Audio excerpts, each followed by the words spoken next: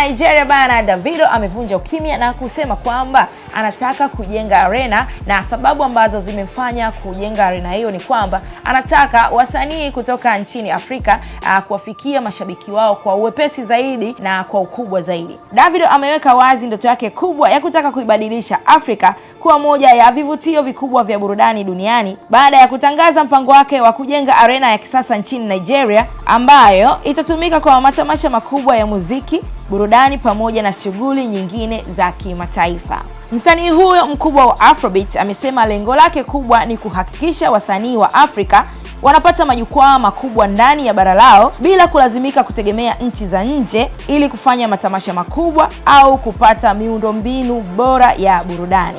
Davido amesema kwa muda mrefu wasanii wa Afrika wamekuwa wakilazimika kwenda Ulaya, Marekani au Mashariki ya Kati kufanya shows kubwa kutokana na ukosefu wa arena za kisasa zenye uwezo mkubwa wa kubeba mashabiki wengi pamoja na teknolojia za kiwango cha kimataifa. Kupitia mradi huo, Davido anasema anaamini kwamba Afrika inaweza kujitegemea katika sekta ya muziki duniani.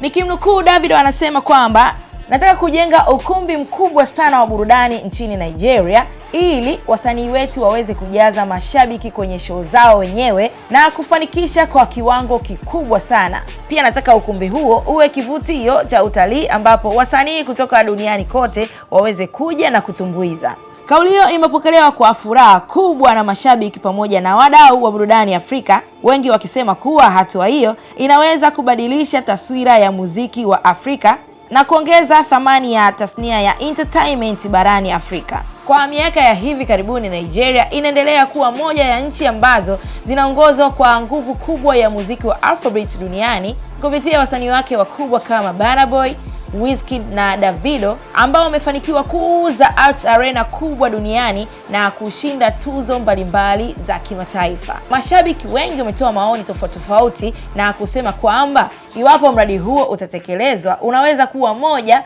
ya uwekezaji mkubwa zaidi kuwahi kufanywa na wasanii wa Afrika kwenye sekta ya burudani na utalii.